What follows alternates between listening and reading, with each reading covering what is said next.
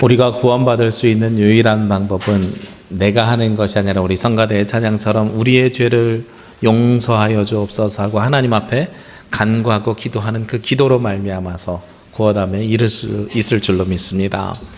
회심과 간구를 통해서만이 하나님 나라에 들어갈 수 있습니다. 그 자리가 바로 우리 신앙생활의 시작점이 되어야 합니다.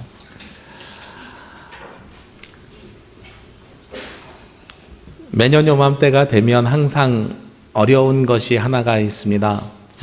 제가 요맘때만 되면 설교를 하기도 하고 요맘때만 되면 여러분에게 나눠드리기도 하는 것이 무엇이냐면 바로 내년을 위한 사역에 대한 이야기입니다. 하나님 앞에 헌신하고 하나님 앞에 기도하고 수고하고 노력하는 일이 너무나도 귀한 일인데 참으로 안타깝게도 1년 정도가 지나게 되면 많이 힘들어지고 지치기도 하고 그래서 또 고민하게 되는 일도 마찬가지로 벌어지게 됩니다. 개인적인 생각으로는 교회는 무엇보다도 다른 단체가 아니라 교회는 그 어느 것보다도 자발적이어야 하고 자원하는 헌신이 있어야 된다고 생각합니다. 세상적인 언어로 이야기하면 더럽고 안 익었고 싫은 일도 돈을 주니까 하는 것이잖아요. 그런데 그 논리를 교회로 가지고 오면은요, 이건 내가 돈을 내면서 그 더럽고 안 익었고 싫은 일을 하면 안 되잖아요. 그래서 제가 가지고 있는 사역의 원칙들 중에 하나가 가능하면 자발적인 사역을 요청을 드리고 자원해서 하는 그 헌신을 부탁드리는 것입니다. 세상에서는 자발적으로 사용하지만 교회에서는 헌신이란 단어로 바꿔서 사용해야 될 것 같습니다. 왜냐하면 내가 자원해서 하나님 앞에 약속한 일들을 하는데요, 거기에 대한 응답과 보답도 우리 눈에 보여지는 것이 아니라 보이지 않는 은혜라는 걸로 우리에게 베풀어지기 때문입니다. 그래서 매년 요맘때만 되면 사역 신청서 쓰시는 분이 많지 않음에도 불구하고 쓰라고 말씀드리고 재직 임명 동의하라고 부탁을 드리는 이유도 어디에 있냐면 바로 우리가 자원해서 하나님 앞에 결단하자는 데 의미가 있어요. 제가 그것을 가지고 있다고 해서 연말에 당신 왜 이대로 사역하지 않았습니까? 왜 못했습니까? 라고 여러분에게 꾸짖거나 아니면 책망하는 일은 전혀 없습니다. 왜냐하면 거기에 대한 약속은 저랑 하신 약속이 아니거든요. 목사랑 하는 약속이 아니라 제 뒤에 계시는 하나님과 하신 약속일 줄로 믿습니다. 저는 그 약속이 너무나도 감사하게도 지난 한 해 동안 잘 지켜져 온 것에 우리 하나님과 그리고 우리 성도님들에게 감사를 드립니다. 지난 시간 되돌아보면은요, 우리가 예배드리고 헌신하는 모습이 참 쉽지 않았거든요. 특별히 올 한 해는 작년과 다르게 어떤 일들이 있었냐면 교회를 매주 토요일마다 청소하는 일들이 있었어요. 물론 모든 주를 다 하진 않았지만 대부분 많은 분들이 헌신해서 이름을 써주셨고 이름을 써주신 분들은 나름대로 최선을 다해서 섬겨주셨습니다. 그리고 그 섬김에 너무나도 감사드립니다. 그러한 자발성이 우리가 하나님 앞에 드리는 모습 중에 하나 있고 그것을 자발적인 것이 아니라 헌신이란 이름으로 하나님 앞에 드려졌을 때 하나님께서 여러분들의 그 수고와 도구를 알아주실 줄로 믿습니다. 우리가 2017년 새로운 한 해를 준비하면서도 하나님께서 우리에게 헌신하라고 요청하십니다. 그리고 그 헌신에 대해서 요청을 하시는데 그 헌신을 내 판단과 내 의지 혹은 사람들에게 보여지는 이런 모습을 통해서 헌신하는 것이 아니라요, 사실은 어떻게 헌신해야 되냐면 내 마음속에서 하나님과의 약속으로 이루어져야 될 줄로 믿습니다. 제가 지난 한 주간에 몇 가지 사건이 있었는데 그 중에 하나가 뭐냐면 저희 둘째 아이 유치원에 보내는 일이었어요. 이제 6살이 되어서 유치원에 보내야 하는데 유치원 가는 게 생각보다 쉽지 않더라고요.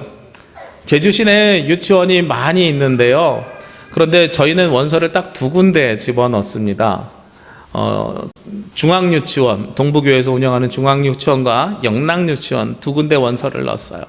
그랬더니 주변에 있는 목사님이나 아시는 분들이 저에게 왜 그렇게 원서를 적게 넣느냐 그러면서, 제가 아는 목사님도 원서를 몇 개 넣냐면 11 넣었대요. 그래서 왜 그렇게 많이 넣었어요? 그랬더니 제주 마음 카페나 제주의 엄마들의 이야기들을 들어보니까 거기 또 사모님이 이제 제주에서 출산을 해서 조리원 동기들도 있거든요. 거기에 들어보니까 작년에 11군데를 넣었는데 11군데 모두 떨어진 아이가 있었다는 거예요. 그리고 제주에 이주민들이 많아져가지고 유치원이 모자르다는 거예요. 그래서 목사님 참 신앙 좋으십니다. 어떻게 2군데만 넣으시고 그래도 인간적으로 해야 될 거 최선을 다해야 되지 않겠습니까? 이러시는 거예요, 저에게. 근데 제가 그랬거든요. 아니, 우리는 신제주에 있는 유치원이 돼도 데려다주고 데리고 올 사람도 없고 나는 그냥 교회에서 운영하는 2군데만 넣겠습니다. 동북에서 운영하는 중앙유치원과 영락교에서 운영하는 영락유치원 2군데만 넣겠습니다. 그랬더니 그 다음에 저에게 하시는 말씀이 그러면 동북교회 최철 목사님한테 전화 한 통 하시라고. 방법이 있을 거라고. 아무리 요즘은 공정해져도 세상에 다 방법이 있고 원장님도 교회에서 세웠으니까 방법이 있으니까 넣으시라고. 그래서 그 얘기를 딱 듣고선 아니요, 저는 안 넣을 거예요. 그냥 정정당당하게 추첨하겠습니다 하고 원서를 접수하고 추첨을 하러 가봤어요. 추첨하러 갔는데 24명 뽑는데 163명이 왔대요. 저희 아이가 들어가야 되는 연령대에. 그런데 공을 뽑는데 하얀색 공은 떨어진 거고 주황색 공은 당첨이래요. 근데 이제 저희 둘째 아이가 자기가 직접 뽑겠다 그래서 구멍에다가 손을 넣고 직접 뽑았는데 하얀 공을 뽑았어요. 그래서 떨어진 거죠. 근데 떨어졌는데 그 하얀 공에 번호가 써있는데 그게 예비 번호래요. 예비 번호 몇 번에 걸렸냐면 120번에 걸렸어요. 이거 가능성 없는 이야기잖아요. 그래가지고 아유, 여기는 안 되겠구나. 중앙유치원에서 그래서 안 돼가지고 왔어요. 안 돼가지고 떨어져서 나오는데 저희 둘째 아이가 그걸 어떻게 인식했냐면 게임에서 졌다. 그래서 나 오늘 졌다고 속상하다고 그러면서 여기 동부교회 나쁜 교회라고 다시는 안 올 거라고 이러면서 주차장으로 가는 거예요. 아니, 공정하게 추첨해서 안 됐는데 왜 교회가 나빠? 그리고 이 아이는 교회에 있는 유치원을 가니까 유치원이라고 생각하지 않고 교회라고 생각했던 것 같아요. 난 다시 여기 놀이터에서 놀지도 않을 거고 이 근처에 아빠가 가자 그래도 오지 않을 거야. 동부교회 행사 있어서 몇 번 갔었거든요. 그래서 익숙한데 안 가겠다는 거예요. 그러면서 주차장까지 씩씩거리면서 왔어요. 오늘 져가지고 너무 속상하다고. 그리고 나서 그 다음에 영락유치원에 갔는데요. 여기도 35명을 뽑는데 169명이 대상자래요.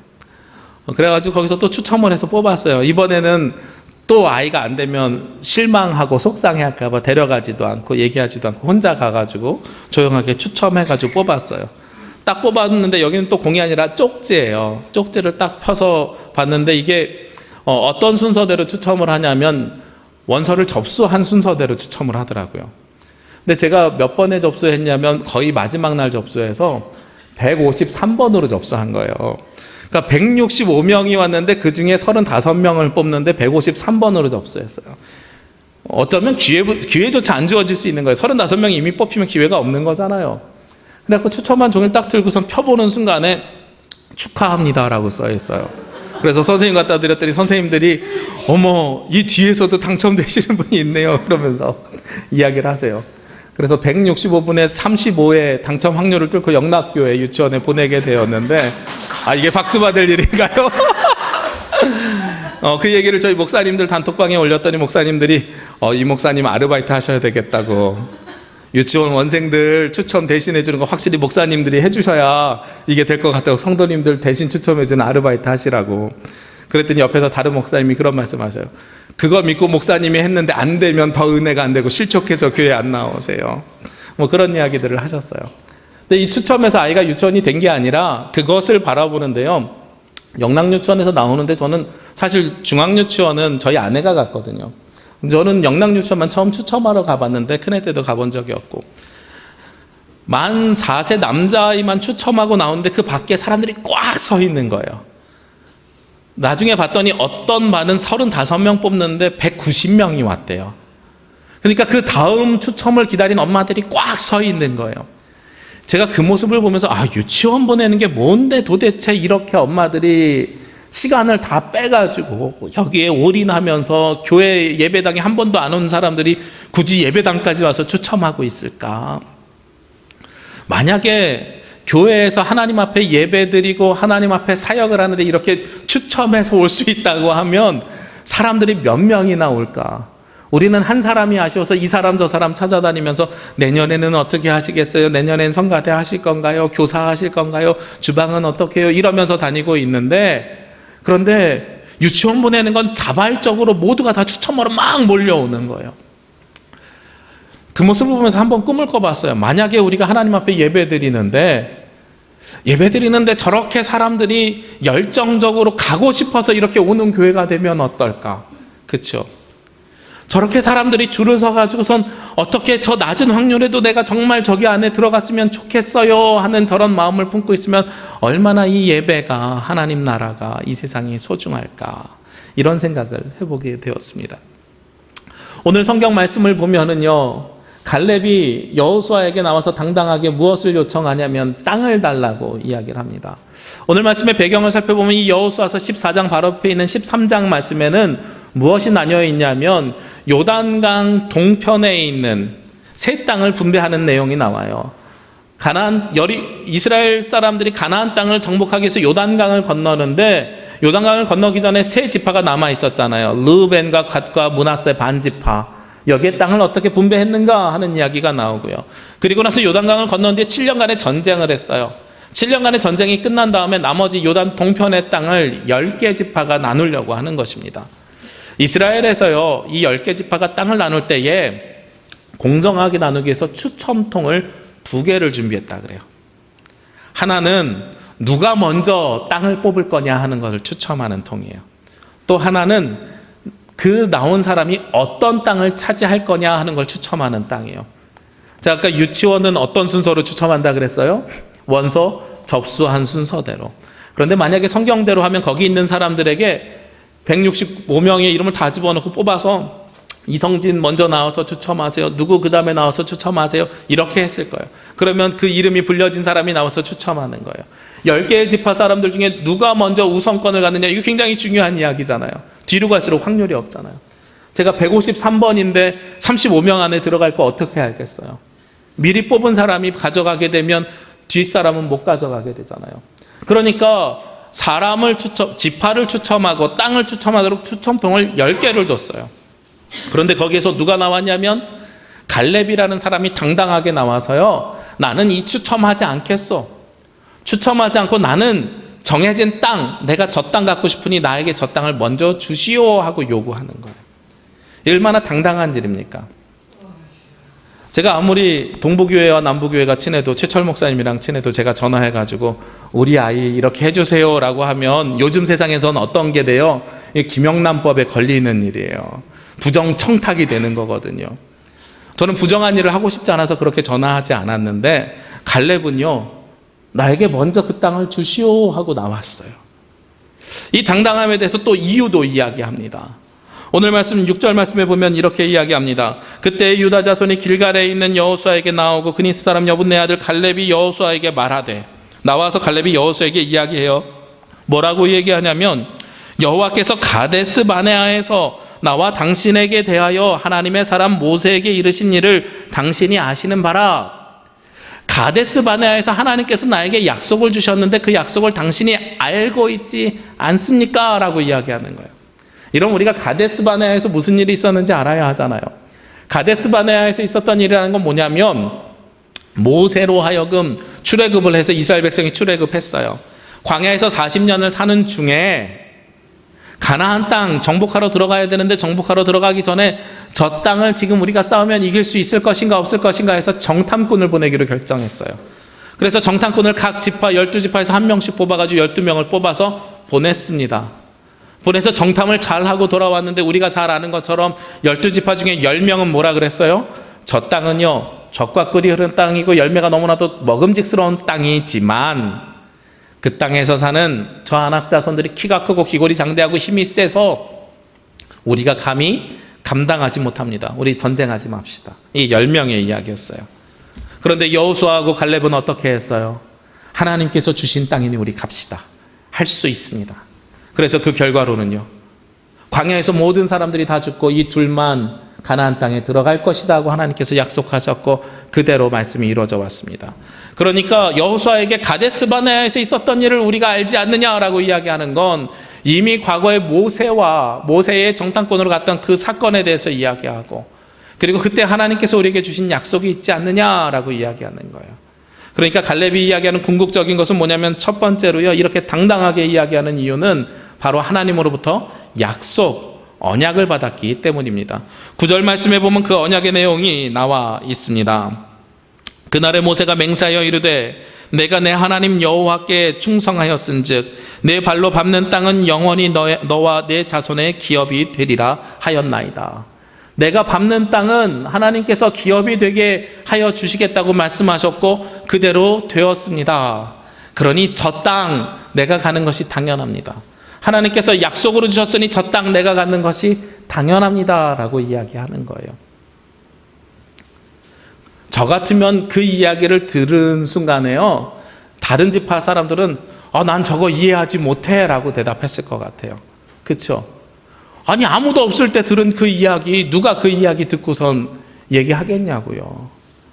또 다른 분쟁과 또 다른 싸움의 씨앗이 될 수가 있는 이야기예요. 자세히 생각하시면. 저희 할머니가요, 저에게 하셨던 약속이 있었어요. 제가 장손이었습니다.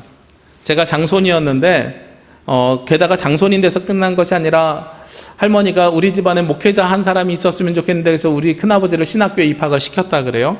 근데 저희 큰아버지가 나는 목사님 되기 싫어요 하고 뛰쳐나가가지고 세상에서 방황하다가 다른 경영학을 전공을 결국 하시고 목회의 길로는 전혀 가지 않으셨어요. 그런데 그 인생이 참으로 힘들게 사는 모습을 보시고 할머니께서 뭐라고 말씀하셨냐면, 내가 더 이상 자녀들의 진로에 대해서 가타부타 말하면 안 되겠다 하고 말씀하셨대요. 근데 제가 고3이 되던 날에 저에게 뭐라고 말씀하셨냐면, 너는 대학을 어디로 갈 것이니? 그랬더니 저는 한신대학교 신학과 가서 목사님 될 겁니다. 그랬더니 첫 마디가 뭐냐면, 아이고 하나님 감사합니다. 내 꿈이 너를 통해서 이루어지는구나 하고 말씀하셨어요. 그러면서 그날에 할머니께서, 하나님이 주신 약속이 아니라 할머니께서 저에게 약속 하나를 주셨는데, 뭐냐면 할머니가 조금 재산이 많으셔가지고 아파트도 좀 있으시고 이랬는데, 저 금호역에 새로 짓는 아파트에 분양권이 우리 집에 하나 있는데 저 아파트 너에게 줄 거야. 저에게 약속하셨어요. 저는 그 약속을 또렷이 기억합니다. 왜 기억하냐면 너무나도 기뻐서요. 고등학교 3학년이 아파트 하나 준다니까 얼마나 좋았겠어요. 우리 아버지도 내 돈으로 못 사고 우리 아버지도 전세로 살고 있는 그 아파트를 나에게 준다니까 얼마나 좋아가지고 집에 오자마자 엄마 아빠한테 자랑했어요. 할머니가 나한테 아파트 주신대요. 우리 이제 더 이상 전세 안 살아도 돼요. 얼마나 행복해요. 근데 정작 할머니가 돌아가신 다음에요, 그 약속을 들은 사람이 누구밖에 없어요? 저밖에 없는 거예요. 유언장도 없고. 저희 아버지가 그 얘기를 꺼내려고 하는데 제가 꺼내지 마세요. 큰아버지 고모님들이 다 그 사실을 몰라요. 모르는데 거기서 꺼내면 무슨 일이 생겨요? 싸움이 생겨요. 아버지 그냥 포기합시다. 제가 목사가 되고 5년 있다 할머니 돌아가셨는데, 할머니가 저에게 주신 약속이지만 목사는 집이 필요 없어요. 교회에서 주시는 사택에서 살면 돼요. 괜히 싸우지 마시고 포기합시다. 그래서 그 얘기를 안 했어요. 그날 저녁에 저희 어머니 눈물을 흘리면서 저에게 네가 왜 그랬니? 네가 왜 그랬니? 그러시고. 근데 저는 지금도 후회하지 않아요. 그게 하나님의 사람의 모습이어야 된다고 생각합니다. 근데 오늘 갈렙은요, 저와 반대로 무엇을 주장하냐면, 그날에 우리 둘만 들었던 약속이 있지 않냐? 그 약속이 있으니까 추첨하지 말고 저 땅 나한테 달라고 이야기하는 거예요.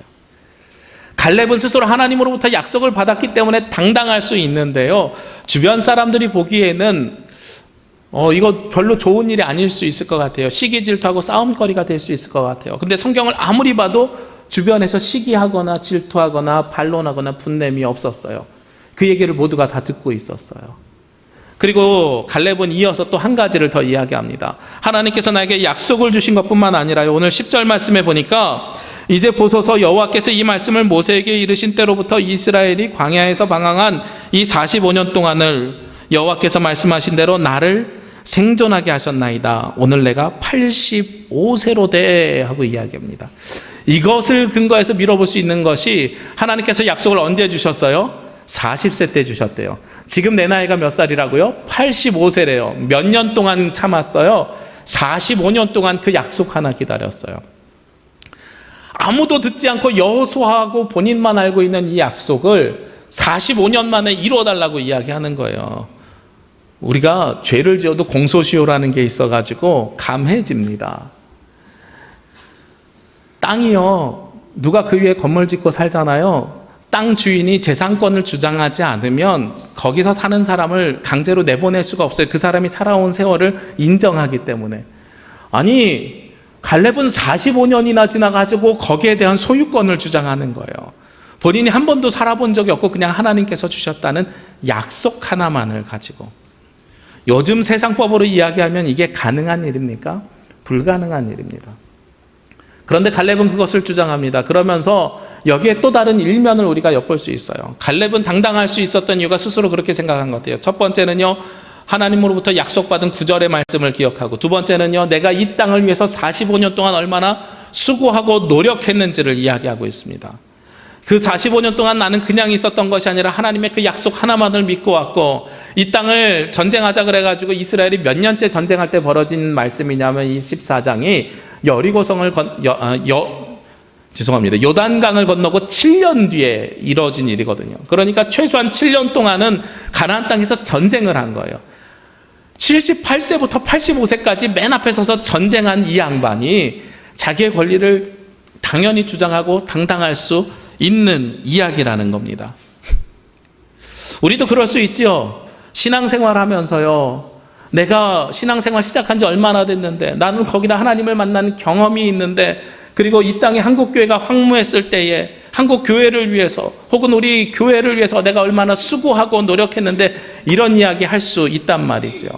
그런데 그런 이야기들 때문에 내가 기득권을 주장하고 나의 이권을 주장하게 되면 어떻게 됩니까?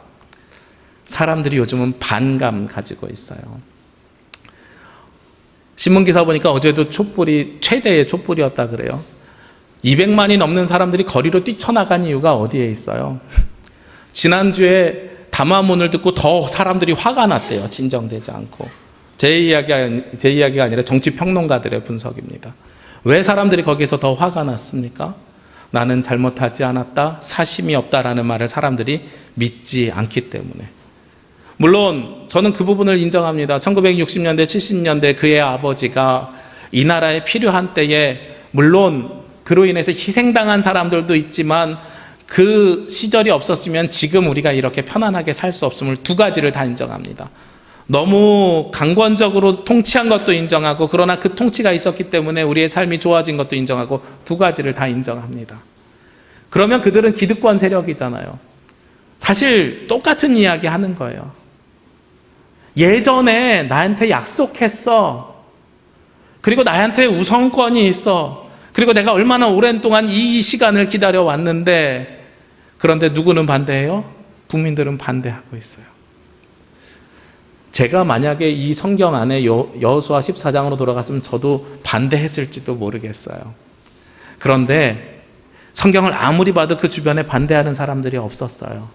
왜 반대하지 않았는가? 성경을 보니까 그 이유를 알 수 있을 것 같아요. 갈렙이 달라고 했던 그 땅이 어떤 땅인지를 보면 그 이유를 우리가 이해할 수가 있습니다. 오늘 12절 말씀에 갈렙이 요청합니다. 그날에 여호와께서 말씀하신 이 산지를 지금 내게 주소서. 당신이 그날에 들으셨거니와 그곳에는 아낙 사람이 있고 그 성읍들은 크고 견고할지라도 여호와께서 나와 함께 하시면 내가 하나님 여호와께서 말씀하신 대로 그들을 쫓아내리이다. 갈렙이 이야기하면서 뭐라고 이야기합니까? 그 사람들이 어떻다고 이야기해요? 12절에 보니까요, 그곳에는 아낙 사람이 있다 그랬어요. 크고 힘센 사람들이 있다는 겁니다. 그 성읍들은 크고 견고하다고 이야기합니다. 내가 전쟁해야 되는 그 성읍이 크고 견고하면 이게 쉬운 성이에요, 어려운 성이에요? 어려운 성이에요. 내가 싸워야 되는 사람이 쉬운 사람이 아니라 어떤 사람들이냐면 아낙 자손 큰 사람들이라는 거예요. 만약에요, 갈렙이 뛰쳐나와가지고 뭐라고 이야기하냐면 그 땅은 젖과 꿀이 흐르는 땅입니다. 마르지 않는 샘이 솟아나는 땅입니다. 그 땅에는 양을 치기 좋은 땅입니다. 내가 그 땅에서 부자가 되기를 원합니다 라고 이야기했으면 많은 사람들이 시기하고 질투했겠지요. 그런데 그곳은요, 가장 점령하기 어려운 땅인 거예요. 이스라엘이요 7년 동안 전쟁을 했어요.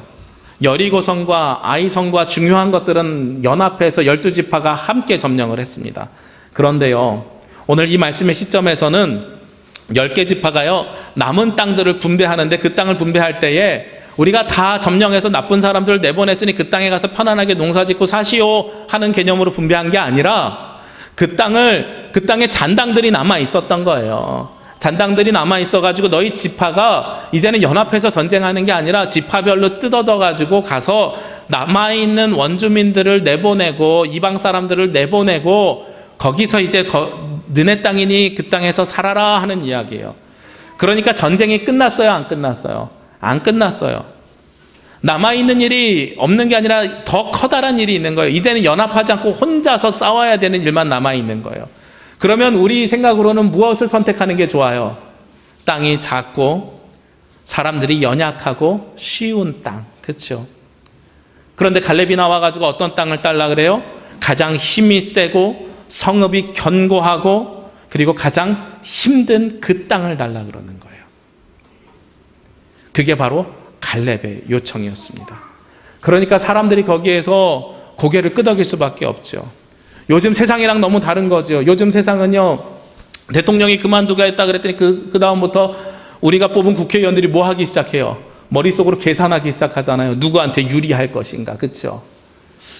자기의 이익을 위해서 계산하잖아요. 누가 더 험한 길을 갈 건지 앞서 나가는 사람이 없잖아요. 하나님으로부터 약속을 받은 사람이고, 그리고 오랜 시간 동안 그 하나님의 약속을 위해서 기다렸던 사람이라면 당연히 더 좋은 것을 받아야 되는데, 더 좋은 것이 아니라 더 험한 곳, 더 수고해야 되는 곳으로 내가 가겠나이다 하고 이야기하고 있다는 것입니다. 이 산지를 내게 주소서, 아주 유명한 찬양이에요. 제가 이 찬양을 하는 것을 많이 들었어요. 그런데 사람들이 보통 이 찬양을 어디서 하는지 아십니까? 제일 많이 하는 곳이 어디냐면 휴가 가서요, 아름다운 자연을 보면서 이 산지를 내게 주소서 그러는 거예요. 저 아름다운 산지를 다 어떻게 줘요, 하나님께서, 그렇죠? 그리고 그 다음에는 어디 가서 하냐면 필리핀이나 아니면 태국이나 동남아 후진국 가서 선교지 가서 이 산지를 내게 주소서 이야기합니다. 그리고 또 어떤 분들은요, 교회를 신축할 땅을 쳐다보면서 이 산지를 내게 주소서 합니다. 그나마 거기까지는 그래도 좀 괜찮은 것 같아요. 제일 안타깝고 속상한 분들은 어떤 분들이냐면 아파트를 보면서요, 이 산지를 내게 주소서 이러시는 분들이 있어요. 우리의 신앙이 이렇게 기복적이냐는 거예요. 아니라는 거죠. 하나님께서 우리에게는 뭐라고 말씀하셨냐면 그리스도인들이면 굳이 험한 길을 가라고 말씀하십니다. 몇 주 전에 제가 아는 분이 한 분이 내려오셨습니다. 사업을 하시는 분이에요. 사업을 하시는 분인데 그분이 오셔가지고 잠깐 뵙자 그래서 이야기하다가 무슨 이야기가 나냐면 본인 사업 얘기가 나왔는데요. 요즘은 참 아랫사람 종업원을 뽑아서 쓰기가 어렵다 하고 말씀하시는 거예요. 왜요? 그랬더니 처음에는 사업을 시작하면서 교회 다니고 그리스도인들이라 그러면 무조건 뽑았대요. 교회 다니면 나도 교회를 다니니 교회 다니는 사람이 같이 신앙 안에서 이 일을 하면 참 잘하겠구나. 그런데 교회 다니는 사람들이 제일 속썩이더래요. 속썩이면서 어떻게 이야기하냐면 편안한 일만 찾으러 가려고 한다는 거예요. 그리고 험한 일은 교회 안 다니는 사람들이 오히려 더 열심히 하더래요. 그걸 보면서 시험에 드셨대요, 한동안. 내가 계속 그리스도인들과 일을 해야 되나 말아야 되나. 편안한 것만 찾아가려고 하는 그리스도인들 사이에서 과연 어떻게 내가 일을 해야 되나. 하나님께서 우리에게 주신 땅은 어떤 땅입니까? 편안한 길만 주시는 게 아니라 때로는요, 힘든 길도 주십니다. 이 찬양 너무나도 유명해가지고 이 찬양을 한번 같이 들어봤으면 좋겠다, 이 가사를 음미해봤으면 좋겠다 해서 찬양을 준비했어요. 우리 1절만 한번 같이 들어보면서 말씀을 이어가겠습니다.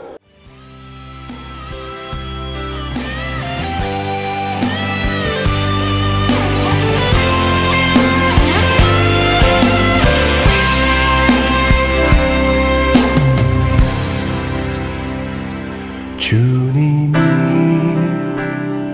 주신 땅으로 한 걸음씩 나아갈 때에 수많은 적들과 견고한 성이 나를 두렵게 하지만 주님은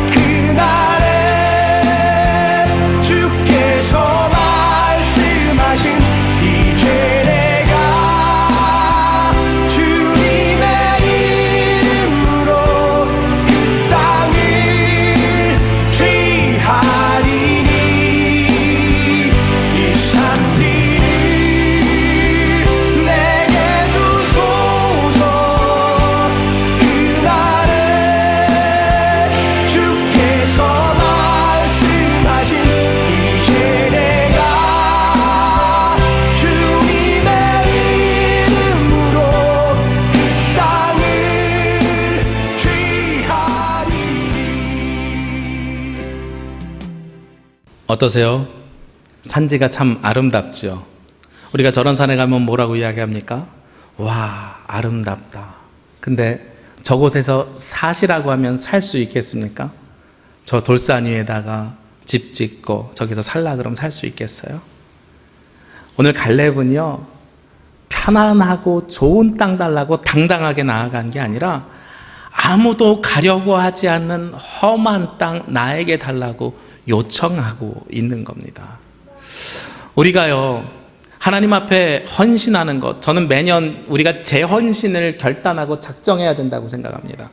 제가 여러분에게 사역 신청서 나눠드리는 것, 아까 시작할 때도 말씀드렸지만 저에게 보여주려고 나눠드리는 게 아니라는 거예요. 하나님 앞에 다시 이 시간이 되어서 재헌신하라고 말씀드리는 겁니다. 그런데 우리가 신앙의 연조가 오래될수록, 그리고 하나님을 향한 경험이 있을수록, 그리고 하나님의 약속이 있을수록 어떤 재헌신이 있어야 되냐면 나에게 더 험한 곳을 주옵소서 하는 결신이 우리 가운데 있어야 되는 거예요. 그게 바로 먼저 된 사람들에게 하나님께서 요청하고 계시는 것입니다. 모두가 다 좋은 곳을 가고 싶어서 추첨하고 있을 때에 굳이 나에게 험한 것을 주옵소서 하고 요청하는 그 요청이 갈렙과 같은 요청이 우리들의 입술을 통해서 나오기를 원합니다. 오늘 세상 사람들은요, 교회를 바라보면서 그런 편견을 가지고 있습니다. 교회는 편한 것만 찾으려고 하고, 교회는 자기들이 원하는 것만 하려고 하고, 교회는 생색내는 일들만 하려고 한다. 그런데 성경에 나와 있는 신앙의 본질은, 그리고 하나님께서 주시는 약속의 땅의 본질은 편한 것, 생색내는 것에 있는 것이 아니라 험한 일을 하는 데 있다는 것입니다. 그런데 그 험한 일이 어떻게 귀결됩니까? 오늘 맨 마지막에 13절과 15절 말씀에 보면 여호수아가 여분네 아들 갈렙을 위하여 축복하고 헤브론을 그에게 주어 기업을 삼게 하였습니다. 그리고 나서요 14절에요, 헤브론이 그니스 사람 여분네 아들 갈렙의 기업이 되어 오늘까지 이르렀으니 이는 그가 이스라엘의 하나님 여호와를 온전히 쫓았습니다. 그 땅을 온전히 주셨다는 거예요. 그런데 그 땅을 주시는 데서 끝난 것이 아니라 그 결론이 15절에 나와 있습니다. 헤브론의 옛 이름은 기럇 아르바라. 아르바는 아낙 사람 가운데 가장 큰 사람이었더라. 그리고 그 땅에 전쟁이 그쳤더라. 가장 큰 사람, 가장 힘이 센 사람이 있는 그 땅을 주셨는데, 그 땅에 하나님의 말씀을 쫓아서 갔는데 그 땅에 전쟁이 어떻게 됐다고요? 그쳤더라. 평화와 평안이 왔더라. 가장 험한 곳에 가서 하나님의 약속을 믿고 오랜 시간 동안 견딘 사람들이 이제 나는 좀 편안해질래 라고 이야기하는 게 아니라, 그럼에도 불구하고 가장 험한 그 땅을 나에게 주옵소서 하고선 그 땅에 갔더니 하나님께서 그 땅의 전쟁을 그치게 하는 은혜를 주셨다는 거예요. 그게 그리스도인들이 살아가야 하는 삶의 모습이고 삶의 방법이라는 것입니다. 우리가 교회 안에서뿐만 아니라요, 세상에서도 마찬가지의 헌신이 여러분에게 있기를 원합니다. 자발성을 넘어서는 것이 헌신입니다. 자발적으로 나오는 촛불은요, 세상이 변하고 조건이 변하고 환경이 변하면 또 원상태로 돌아갑니다. 그런데 헌신이라고 하는 것은 세상이 변하고 환경이 변하고 조건이 변한다고 해서 변화되는 게 아니라 하나님 앞에 드려진 약속이기에 끝까지 유지되어져 가는 것입니다. 오늘 마지막으로 우리가 이 찬양을 다시 한번 부르면서 마쳤으면 좋겠습니다. 우리 이산지를 내게 주셔서 찬양의 가사가 나오거든요. 가사가 나오는 것을 보면서 우리 함께 고백하고요. 그리고 그 고백이 우리의 그냥 노래가 아니라 찬양이 되고, 찬양이 아니라 우리의 고백이 되어서 하나님 앞에 험한 산지로 나아가는 저와 여러분이 되시기를 주의 이름으로 기도합니다. 함께 찬양하겠습니다.